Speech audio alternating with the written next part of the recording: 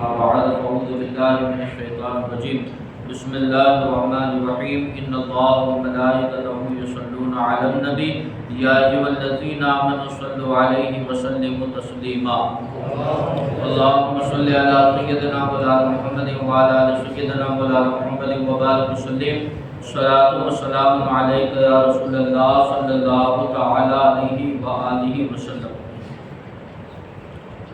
تیمم کے کچھ مسائل کا کلام حضرات نے سماعت فرمائے، مزید اور مسائل تیمم کے تعلق سے سماعت فرمائی۔ بے وضو کے اکثر اعضائے وضو میں یا جنوب کے اکثر بدن میں زخم ہو، ایک انسان ہے کہ اس کا وضو نہیں ہے اور ایک انسان ہے کہ وہ ناپاک ہے، اس کے اوپر غسل فرض ہے، لیکن وضو کے اندر جو اعضاء جسم کے جو حصے دھوئے جاتے ہیں اس کے اکثر حصے میں کیا ہے؟ زخم ہے یا ناپاک ہے، تو پورا جسم اسے دھونا پڑے گا، اور پورے جسم میں کیا ہے؟ اس کے زخم ہے، تو یا پھر چیچک نکلی ہو، یا کیا ہے؟ چیچک جس کو دانے کی بیماری کہتے ہیں، پورے بدن پر کیا ہے؟ دانے نکلے ہو، یا بے وضو ہے تو جہاں وضو کے اعضاء دھوئے جاتے ہو تو جسم کے اس حصے میں کیا ہے؟ چیچک نکلے ہو، تو پھر کیا کرے؟ وہ تیمم کرے۔ اس صورت میں کیا کرے؟ وہ تیمم کرے، ورنہ جو حصہ عضو یا بدن کا اچھا ہو اس کو دھوئے اور زخم کی جگہ اور بوقت ضرر اس کے آس پاس بھی مسح کرے، اور مسح بھی ضرر کرے تو اس عضو پر کپڑا ڈال کر اس پر مسح کرے۔ یعنی ابھی ہاتھ دھلنا ہے وضو کے اندر، بے وضو ہے، اب ہاتھ میں کیا ہے؟ آدھے حصے میں کیا ہے؟ زخم ہے، اور آدھا حصہ کیا ہے؟ بالکل صحیح سلامت ہے، تو آدھے حصے میں جہاں زخم ہے وہاں پر کیا کرے گا؟ وہ چھوڑ دے گا، اور جتنا حصہ صحیح ہے وہاں پر وہ کیا کرے گا؟ مسح کرے گا۔ اگر تکلیف نہ ہو تو کیا کرے گا؟ مسح کرے گا، گیلا ہاتھ کر کے کیا ہے؟ اس کو اچھی طرح سے مسح کرے گا، اور اگر مسح کرنے میں بھی تکلیف ہو تو پھر کیا کرے گا؟ جیسے ابھی یہاں پر زخم ہے، وہاں مسح کیا جا سکتا ہے، مسح کر لے، لیکن اگر مسح کرنے میں بھی تکلیف ہو تو اس کے اوپر کیا کرے گا؟ وہ کپڑا ڈال دے گا، اور کپڑے کے اوپر مسح کر لے تو بھی کیا ہے؟ اس کے لیے کافی ہے۔ لیکن ایک صورت ایسی ہے کہ پورے جسم میں زخم ہے یا چیچک ہے، نہ اسے دھویا جا سکتا ہے نہ وہاں پر مسح کیا جا سکتا ہے، تو اس صورت میں وہ کیا کرے گا؟ تیمم کرے گا۔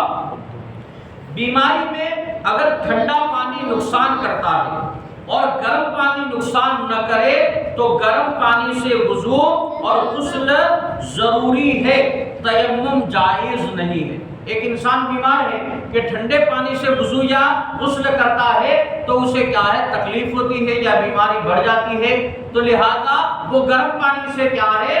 وضو یا غسل کرے گا، اس کے لیے تیمم کرنے کی اجازت نہیں ہے۔ ہاں اگر ایسی جگہ ہو کہ گرم پانی نہ مل سکے تو پھر وہ تیمم کرے۔ اگر ٹھنڈا پانی تکلیف دیتا ہے اور ایسے مقام پر ہے کہ اسے گرم پانی نہیں مل رہا تو پھر اس صورت میں کیا کرے گا؟ وہ تیمم کرے۔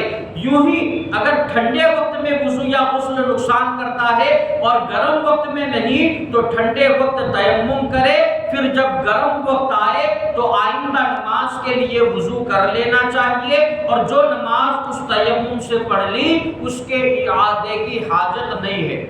دو وقت ہوتے ہیں، ایک ٹھنڈی کا وقت اور ایک گرماوے کا وقت۔ مثال کے طور پر اگر رات میں وہ وضو یا غسل کرتا ہے تو ٹھنڈا پانی اسے نقصان دیتا ہے، لیکن صبح جب سورج نکلنے کے بعد وہ وضو یا غسل کرتا ہے تو کوئی نقصان نہیں ہوتا، تو لہذا جس وقت رات کے وقت اگر اسے ٹھنڈا پانی نقصان دیتا ہے تو اس وقت وہ کیا کرے گا؟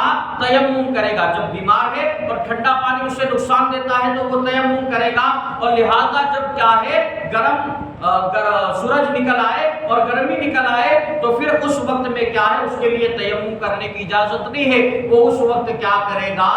وضو کر کے نماز پڑھے گا، کیونکہ گرم موسم ہے اور اسے کیا ہے؟ اس وقت ٹھنڈا پانی نقصان نہیں دے گا۔ لیکن جو رات میں نماز پڑھی اور ٹھنڈے پانی کی وجہ سے کیا ہے؟ اس نے تیمم کیا، تو لہذا اس نماز کو دہرانے کی بھی ضرورت نہیں ہے، اس کی نماز ہو جائے گی۔ البتہ وہ گرمی کا موسم جب آئے گا تو اسے کیا ہے؟ اس وقت گرمی کے وقت کیا ہے؟ پانی سے وضو کر کے نماز پڑھنی پڑے گی۔ اگر صبح سورج نکلنے کے بعد بھی وہ تیمم کرے گا تو اس کے لیے تیمم کرنا جائز نہیں ہے۔ ایک اور مسئلہ، اگر سر پر پانی ڈالنا نقصان کرتا ہے تو گلے سے نہائے اور پورے سر کا مسح کرے۔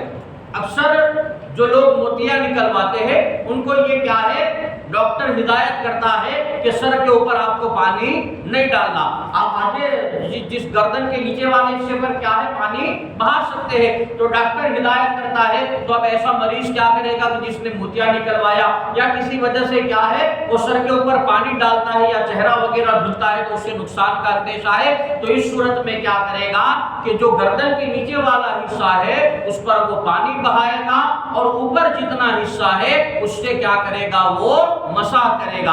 اگرچہ وضو کرنا ہو یا غسل کرنا ہو تو اس کے لیے یہی صورت رہے گی کہ اوپر کیا ہے وہ مسح کر لے گا اور باقی جسم کے اوپر کیا ہے وہ پانی بہائے گا۔ رب قدیر کی بارگاہ میں دعا ہے اللہ تبارک و تعالی ہمیں سمجھ کر اس پر عمل کرنے کی نیک توفیق عطا فرمائے۔